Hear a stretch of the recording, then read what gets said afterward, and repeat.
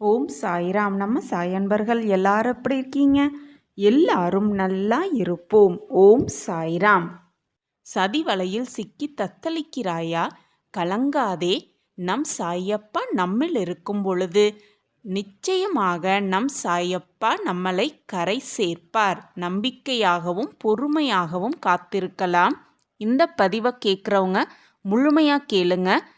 இந்த பதிவு கேட்கவங்களோட அனைத்து ஆசைகளும் பிரார்த்தனைகளும் நம்பிக்கைகளும் நிச்சயமாக நிறைவேறும். நம் சாயப்பா நிறைவேற்றியே தீருவார். அந்த அதிசயம் நிகழ்ந்தே தீரும்.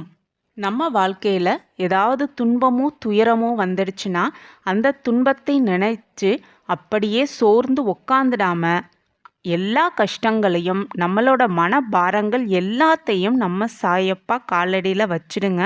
வச்சுட்டு நம்ம வேலையை நம்ம செய்யணும். நம் சாயப்பா நிச்சயமாக நம்மளுடைய துன்பங்களையும் துயரங்களையும் வேதனைகளையும் தீர்த்து வைப்பார். பொறுமையாக காத்துக்கிட்டுருங்க. பொறுமை எந்த ஒரு விஷயத்துக்குமே ரொம்பவே முக்கியம். இன்னைக்கு நினச்சது இன்னைக்கே நடக்கணும் அப்படின்னு நினச்சா எதுவுமே நடக்காது.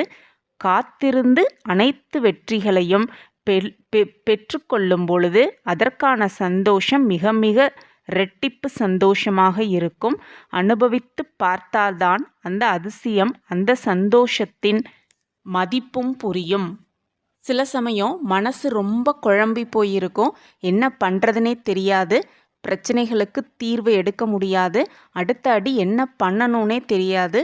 ஏனப்பா எனக்கு இப்படி ஒரு கஷ்டங்கள் கொடுக்குறீங்கன்னு நினச்சி மனசு கவலையாக தவிப்போம், கண்ணீர் விடுவோம். அந்த மாதிரி சமயத்தில் எதை பற்றியும் யோசிக்காமல் நம்ம சாயப்பா கோயிலுக்கு போங்க. 11 வாரம் தொடர்ந்து போங்க. போக முடியாதவங்க அடுத்த வாரம் கணக்கு வச்சுக்கிட்டு 11 வாரமும் போய் 11 தேங்காய் வாங்கி சாயப்பா கிட்ட அணையா தீபம் எரிஞ்சுக்கிட்டே இருக்கும். அந்த தீபத்தின் உதியில் அந்த தேங்காயை மனசார வேண்டிக்கிட்டு என்னுடைய பிரச்சனைகள் எப்படி முடிவு எடுக்கணும்னு தெரியாத பிரச்சனைகளை தீர்த்து வையுங்க சாயப்பா அப்படின்னு மனசார வேண்டிக்கிட்டு அந்த உதியில் அந்த தேங்காயை போட்டு விடுங்கள். 11 வாரங்கள் இப்படி செய்யுங்க.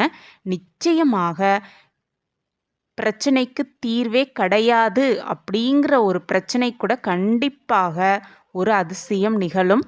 நம்மளே நினச்சே பார்த்துருக்கவே மாட்டோம் இப்படி ஒரு நிகழ்ச்சி நடக்கும், அதிசயம் நடக்கும்னு. அந்த அதிசயம் நிச்சயமாக நடக்கும். நம்பிக்கையோடு செய்யுங்க. 11 தேங்காய்களை வாங்கி உதியில் போட்டுவிட்டு 11 வாரம் சாயப்பா கோயிலுக்கு போய் மனசார வேண்டிக்கோங்க.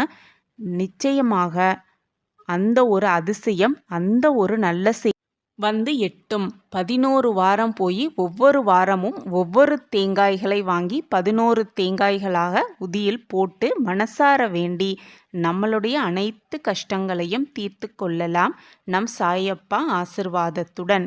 ஓம் சாய்ராம். ஸ்ரீ சாய்ராம். ஜெய ஜெய சாய்ராம்.